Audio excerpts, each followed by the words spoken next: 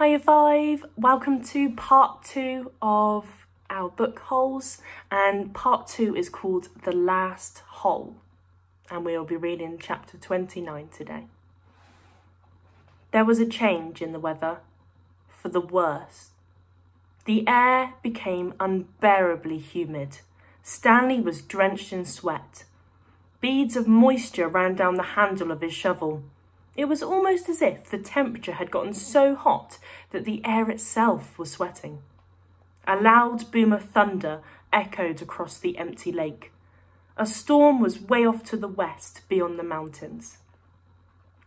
Stanley could count more than 30 seconds between the flash of lightning and the clap of thunder.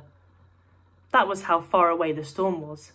Sound travels a great distance across a barren wasteland. Usually, Stanley couldn't see the mountains at this time of day. The only time they were visible was just as sun came up before the air became hazy. Now, however, the sky was very dark off to the west, and every time the lightning flashed, the dark shape of the mountains would briefly appear. "Come on, rain," shouted Armpit, "blow this way." "Maybe it'll rain so hard it will fill up the whole lake," said Squid. "We can go swimming." 40 days and 40 nights, said X-Ray. "Guess we better start building us an ark." "Get 2 of each animal, right?" "Right," said Zigzag. 2 rattlesnakes, 2 scorpions, 2 yellow-spotted lizards. The humidity, or maybe the electricity in the air, had made Zigzag's head even more wild-looking. His frizzy blonde hair stuck almost straight out. The horizon lit up with a huge web of lightning.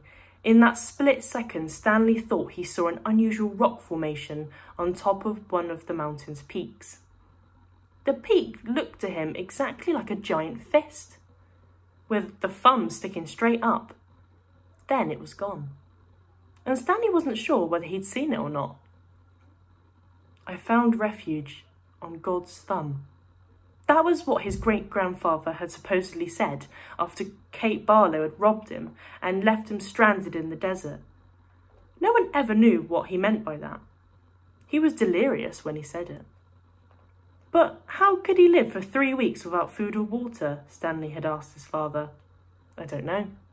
I wasn't there," replied his father. "I wasn't born yet. My father wasn't born yet. My grandmother, your great-grandmother, was a nurse in the hospital where they treated him.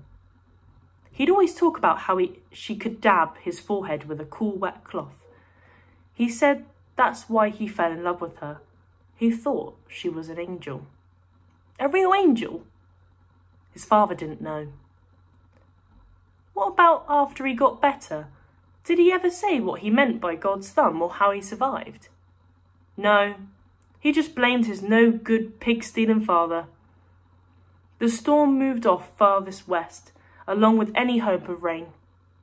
But the image of the fist and the thumb remained in Stanley's head, although instead of lightning flashing behind the thumb, in Stanley's mind, the lightning was coming out of the thumb, as if it were the thumb of God. Okay, so that is the end of the chapter for today, and I will see you in the next chapter in the next video. Bye, you 5.